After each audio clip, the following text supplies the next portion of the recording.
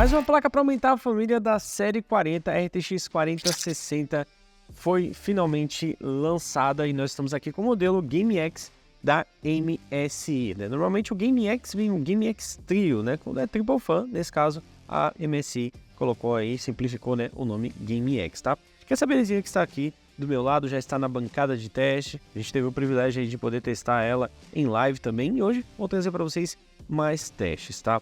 E esse modelo aqui, agradecer a MSI Brasil aí, né, sempre parceira aí do nosso canal aqui do KABUM TV, disponibilizando, né, os modelos das placas sempre no lançamento aí, a gente testando em primeira mão, tá? Então, valeu demais, MSI.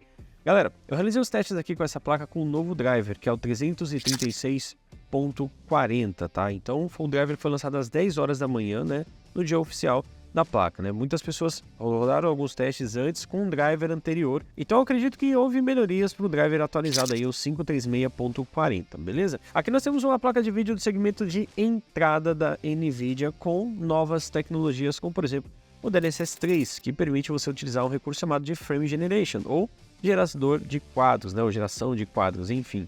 Basicamente dobra o seu FPS, né? Ele consegue utilizar a inteligência artificial, que cria um quadro, enquanto sua placa está criando um, ele já tem um outro quadro criado ali, então você acaba dobrando esse FPS em muitos games, né? Melhorando em todos, ou até mesmo dobrando, dependendo do game, tá? E é um dos recursos que a NVIDIA foca bastante no seu marketing, porque realmente faz uma grande diferença, principalmente quando você está tentando rodar aquele jogo mais pesado, quando você ativa essa opção, cara, parece mágica, o negócio realmente melhora bastante. E o outro fator é o encode, né? Ou decode, né? O NVENC, utilizando o AV1 completo, né? Nesse caso você consegue transmitir ou fazer uma renderização de vídeo, por exemplo, né? Que é o encode decode, em 8K, ou você pode fazer aí, no caso, 4 transmissões em 4K ao mesmo tempo, né? O AV1 é um codec aí que a indústria vai começar a utilizar mais para frente, né? O YouTube, Twitch e outras plataformas de stream já conseguem fazer alguns testes por debaixo ali, mas quando tiver 100% pronto, aí o usuário final vai poder utilizar. Isso está quase pronto, tá? A gente já tem aí recursos como para fazer stream do OBS, que já está disponibilizando aí a compatibilidade com a AV1, né? E melhora bastante aí a parte de transmissão, porque você consegue transmitir em alta qualidade utilizando menos taxa de bit. Isso é importante principalmente para não usar banda demais, para o arquivo não ficar muito pesado se for uma gravação, por exemplo. Então tem várias utilidades. Nesse caso, a NVIDIA está disponibilizando aqui na própria série 40 por completo, e não foi diferente com a 4060, já tem isso embutido também, tá? Então, a gente tem uma placa de vídeo aqui, que contém 8 GB de memória de vídeo, interface de 128 bits, ela utiliza o slot PCI Express 4.0 de 8x, dá para você utilizar em slots PCI Express mais antigos, tá? A grande questão é, por ela ser 8x no 4.0, no 3.0, provavelmente em situações específicas, quando você, por exemplo, estiver estourando a VRAM ali, os 8 GB de VRAM, jogando um jogo com a resolução mais alta do que a recomendada, que no caso é Full HD, pode acontecer naquele acesso da memória RAM, né, quando ele precisa acessar os arquivos que foram alocados na memória RAM, já que estourou a memória de vídeo, pode acontecer uma espécie de um gargalo, um micro stutter, alguma coisa assim desse tipo, quando você usa em PCI Express 3.0, tá? Mas isso em usos muito específicos. Todos os jogos que eu rodei aqui, nenhum deles aconteceu nenhum tipo de problema, tá? A gente está utilizando a plataforma que é PCI Express 4.0 16x, mas a placa só é 8x, vai funcionar em 8x, tá? Mas mesmo tendo os 8 GB de VRAM, que tem sido uma grande polêmica aí, a gente conseguiu jogar todos os games tranquilamente, sem grandes problemas. Eu procurei testar tanto com o Ray Trace ativado, desativado, com o DLSS ativado, sem ele ativado, para vocês terem justamente essa noção de como fica em cada situação, tá? Bom, e continuando aqui, ela é uma placa aí que tem os seus 3072 núcleos CUDA, é menos núcleos CUDA do que a RTX 3060, né? A interface de 128 bits também é abaixo da 3060, que é 192, no caso aqui é 128, né? E ela tem aí 272 GB de largura de banda, já a sua antecessora, 360 GB por segundo, né? Por que eu estou dizendo isso? Apesar de, nas especificações, ela parecer inferior à 3060, é uma placa que mesmo com atributos menores, a NVIDIA conseguiu fazer com que ela fosse superior nos games, tá? Então, no caso, a diferença tá também na memória cache que tem presente no chip, tá? De 4 MB apenas, ela subiu bastante esse cache ali, chegando a 36 MB. É muita coisa, isso faz muita diferença, principalmente nos games, tá? Então, várias aplicações ali que precisam utilizar alguns comandos repetitivos, alguma coisa assim do tipo, o cache é a memória mais rápida presente próximo do chip, né? Então é ela que consegue, né, armazenar essas pequenas instruções e ajudar o chip ali a processar tudo muito mais rápido, tá? Então a bancada de teste que nós vamos utilizar aqui está composta com o Ryzen 7 7800X 3D. Você não precisa de um Ryzen 7 para rodar 4060. Você pode colocar um processador bem mais modesto que não vai ter problema nenhum, tá? Com a placa-mãe X670E Taishi, a placa-mãe sensacional. Temos aí 32 GB DDR5 de 5200 MHz, né? A fonte de alimentação é o HX 1200, né? Muita potência, mais do que o suficiente. Para você que está preocupado se sua fonte vai ser compatível ou não com a 4060, uma fonte de 500 watts já está de bom tamanho. O TDP dela, né, é de 115 watts apenas, tá? É uma placa que consome muito menos do que uma RTX 3060, que geralmente chega ali na faixa dos 170 watts aproximadamente, tá? E claro, a 4060 Game X, né, composta por dois fãs de 80mm, ela tem uma pequena parte de iluminada aqui RGB, né, com o login aí da MSI e o dragãozinho, né? Você pode personalizar utilizando o MSI Center, tem um Mystic Light, e você consegue personalizar através de lá. Ela utiliza apenas um único conector de 8 pinos, tá? E uma placa bem pequenininha. O tamanho dela, né, chega a ser menor do que a placa-mãe que nós estamos utilizando aqui, e o PCB dela é menor ainda, tá? Você vê o tamanhozinho do PCB, realmente é bem pequeno. São dois pipes de cobre aparentemente niquelado, né, que faz aí toda a dissipação de calor do chip, distribuindo por toda essa área aqui, composta aí por aletas de alumínio, fechou? Então, vamos aqui rapidamente mostrar para vocês, né, o que eu tinha comentado. Interface de 128 bits, 272 GB de largura de banda, 8.192 MB de memória de vídeo, no caso 8 GB.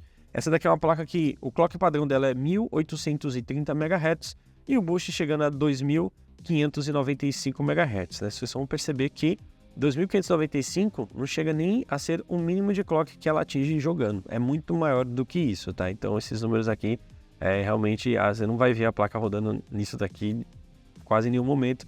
Vai estar um clock muito mais alto, tá? Compatível aí com Ray Tracing, VUCA, OpenCL, Direct Computer, Physics e etc.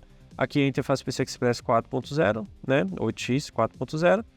Temos aqui os 3072 núcleos CUDA, ROPS 48 e TMUS 96, tá? Utiliza aí o ADA Lovelace, né? O chip ADA 107, o AD107 de 5 nanômetros com 18.900 milhões de transistores, tá? Então, esse daqui são as especificações técnicas dessa belezinha, tá? Bom, atualmente a temperatura dela tá 25.6, 25.7 graus em idle.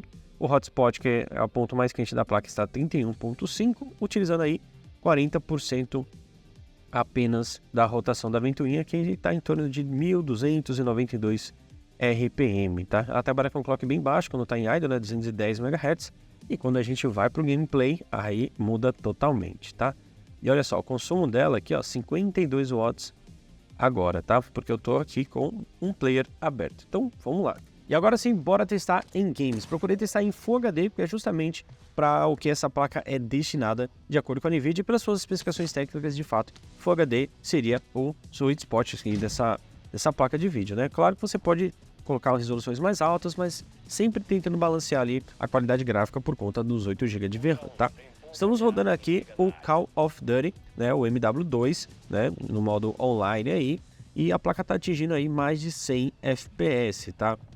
Eu procurei rodar com o gráfico no máximo possível, justamente para que a gente pudesse ter aí, né, essa percepção de desempenho que a placa pode entregar, tá? Ela está ali cerca de 53, 54 graus Celsius, é uma placa que ela trabalha abaixo de 60 graus Celsius, vocês vão ver aí, né, no decorrer dos nossos testes, tá? E, claro, vai variar de acordo com o jogo. Quanto mais pesado, mais memória de vídeo utilizar, exigir mais do chip, mais quente ela fica, mas nunca ultrapassando os 60 graus. É bem impressionante, e o silêncio que ela se mantém também, tá? O hotspot, né, que seria o ponto mais quente ali, cerca de 68, 63 graus. É uma placa aí que está consumindo ali 110, 109, 111 watts, né? Então é uma placa aí mais econômica em relação a 3060, por exemplo. E nesse caso, utilizando aí os cerca de 40% do 7800X 3D. Nosso próximo game é o Star Wars Jedi Survivor, tá? Ele é um jogo que veio todo bugado no começo ali, teve algumas atualizações, teve drivers otimizados e, claro, patch de update aí para o game melhorar, e realmente melhorou bastante, tá? Com a 4060 aqui, rodando em Full HD, com tudo no máximo ativado, nós tivemos ali cerca de 59, 61 FPS e variando aí dentro dessa margem, tá? A placa atingindo ali os 2.865 MHz, ela sempre se mantém nesse clock aí, tem pequenas variações, tá?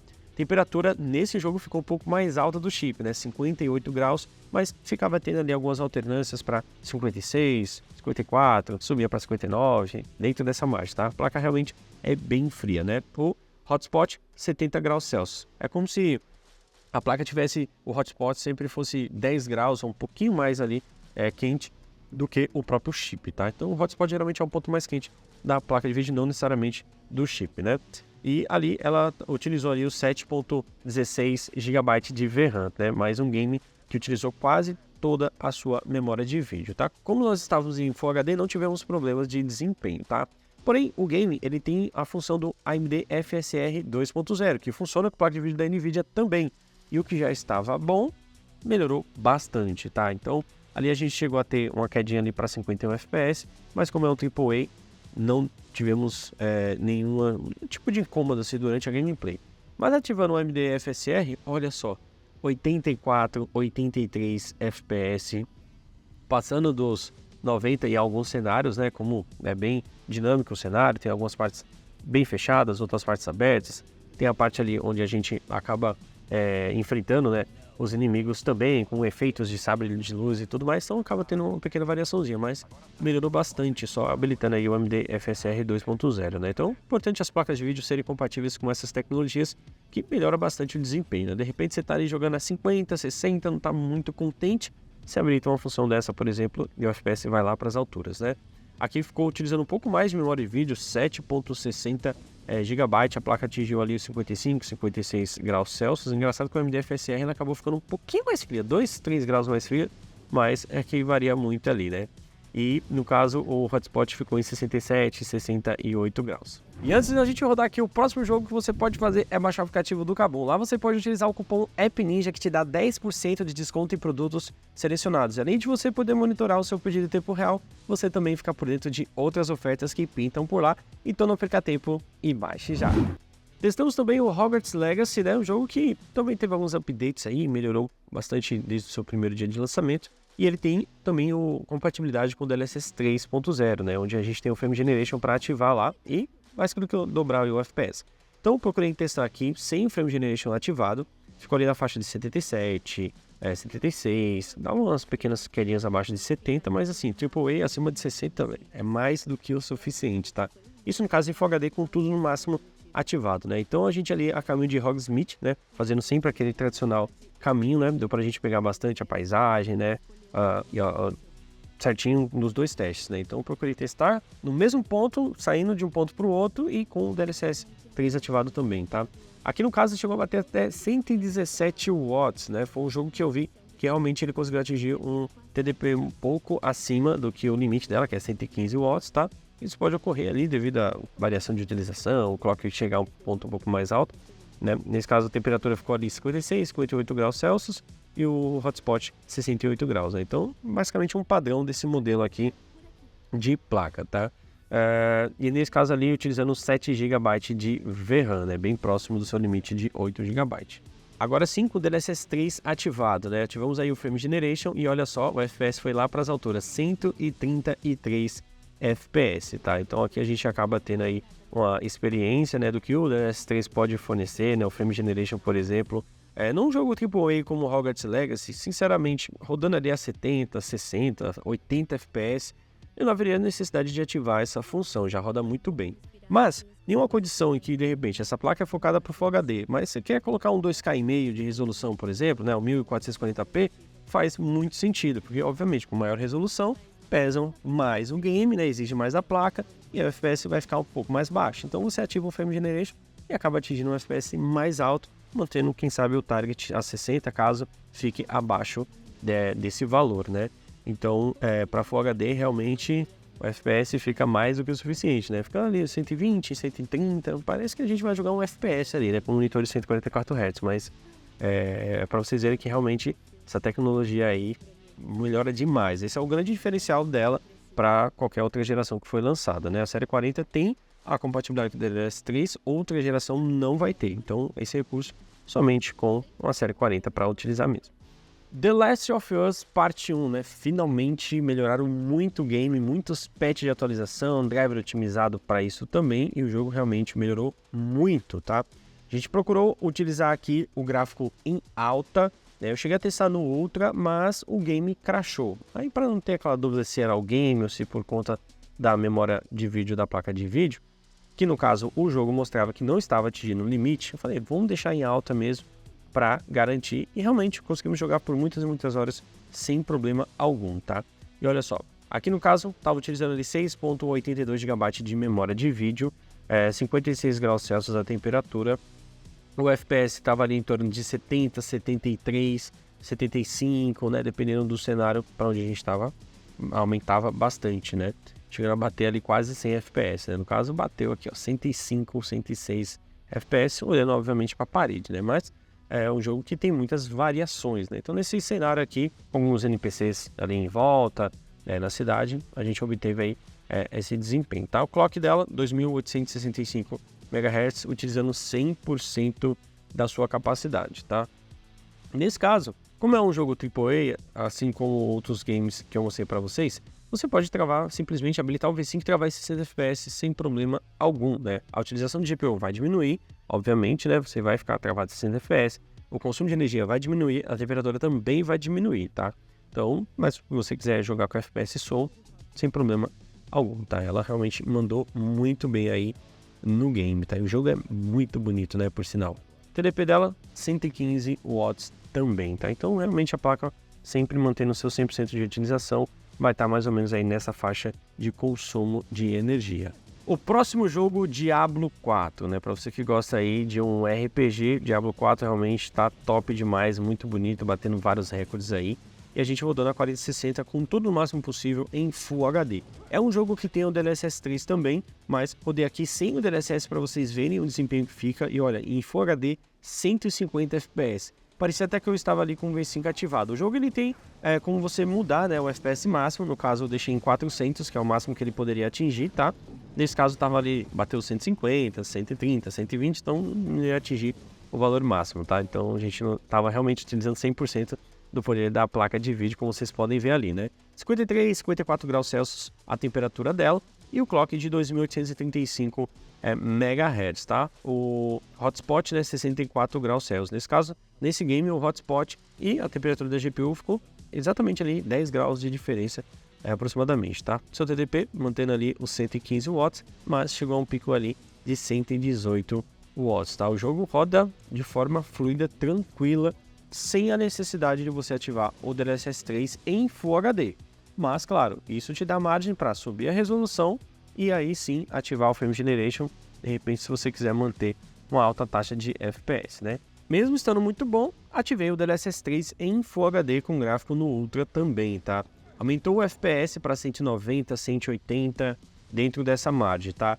Não é o dobro de FPS do que estava 150, mas aumentou bastante o FPS só de ativar ali o Frame Generation, tá? E é uma função que mesmo a gente ativando ou não ativando, você não, pelo menos nesse jogo, não sente nenhuma diferença visual, tá? Permaneceu aí da mesma forma e, claro, chegou a bater os 200 FPS ali, então coisa doida, né? Realmente o Frame Generation faz milagre, né? E a placa, cara, não tem jeito, fica a 55 graus, 56, fica muito fria. Ficou mais fria do que o 7800X 3D, né? Ficou mais frio do que o processador. Muito bom a gente poder ver agora placas de vídeo tendo temperaturas menores até mesmo do que a dos processadores, né? E olha que o processador nem estava com 100% de uso, né? Já a placa de vídeo tá. E não poderia ficar fora da nossa lista Cyberpunk 2077. O jogo tem diversos recursos gráficos, entre ele o Frame Generation, né, com a compatibilidade com o DLSS 3, e Ray Tracing Overdrive, que foi um update que saiu recentemente, né, que já utiliza o esquema de Path Tracing, né, que é mais pesado que o Ray Tracing, enfim.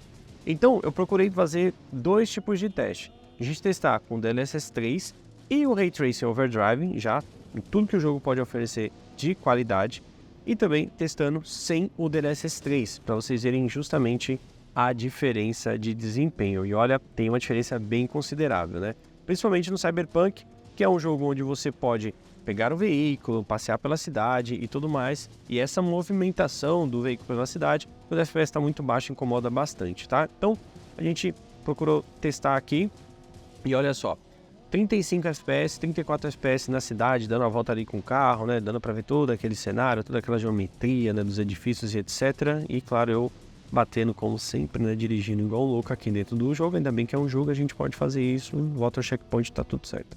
Então, atingindo aí 25, 27 FPS, utilizando aí 100% da placa o tempo inteiro. Esse realmente sugou os 8 GB de VRAM da placa, tá? Atingiu ali os 7.81 GB de VRAM, né? Utilizando aí praticamente toda a sua totalidade, contando que o Windows também já usa um pouquinho ali de VRAM, né? E aí, a gente usou a mágica, né? Que é o DLSS 3 ativando o Frame Generation, tá? E em alguns jogos pode estar em português, em outros jogos pode estar em inglês, tá? Então seria gerações de quadros ou Frame Generation, a função, né? E olha só, conseguimos aí subir para 63 FPS, né? Ficou na margem de 59 e 63 FPS. Então fica acima dos 50 FPS, já melhora bastante a jogabilidade. Realmente o jogo fica ainda muito bonito, né? Um jogo super incrível. E mesmo quando a gente desabilita todos esses recursos, ele fica muito bonito. O FPS vai para quase 200, tá? Tem inclusive um profile do Steam Deck que ele diminui muita coisa, né? Para o jogo rodar mais liso se você tivesse o Steam Deck. Mas dá para você testar na parte de vídeo normal também e ele continua bonito. Mas não tem esses reflexos, né? Todo esse brilhantismo aí do Ray Tracing, tá? Realmente o jogo com Ray Tracing é outro game. Então, para quem tem uma GTX, infelizmente não consegue utilizar esse tipo de recurso dos jogos que trazem o Ray Tracing, tá?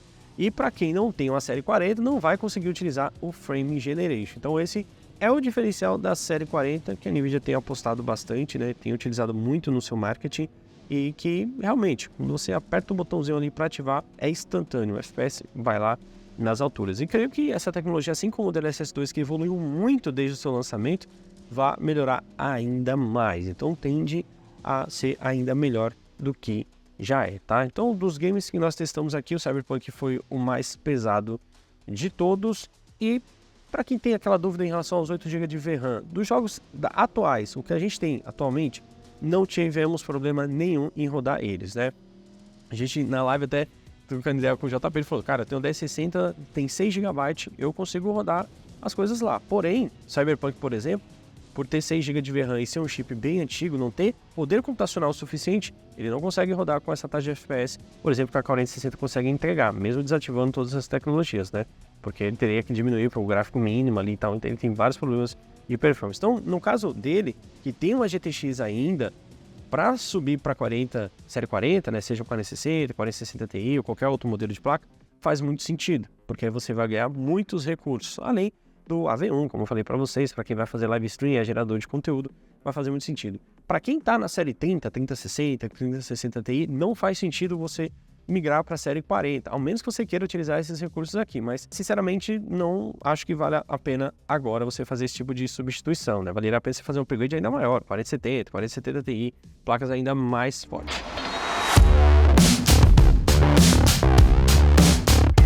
É como eu falei para vocês, galera, ela pode não ter atendido o salto geracional que muitos criaram essa expectativa que teria.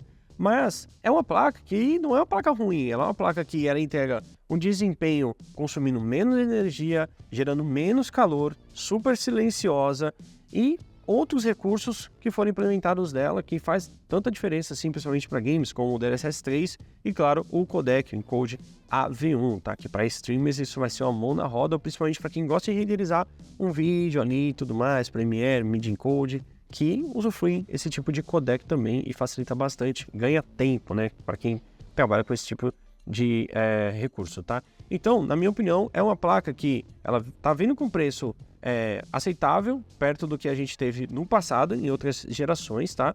E claro, como eu falei para vocês, para quem tem GTX faz mais sentido esse salto de upgrade, né? Aí o salto geracional vai ser muito grande. Para quem tem a série 30, não vai ter um salto geracional tão grande, vai ter só um incremento dessas duas novas tecnologias, como o DLSS 3 e no caso o codec AV1 somente, tá? Então é isso, galera, deixa aqui nos comentários o que você achou da placa, né? Você realmente criou muitas expectativas, você achou que realmente essas novas tecnologias presente da placa faz algum sentido para você? Você já está com a placa antiga aí, está pensando em fazer algum tipo de upgrade? Deixa aqui nos comentários para a gente saber o que você está pensando, fechou?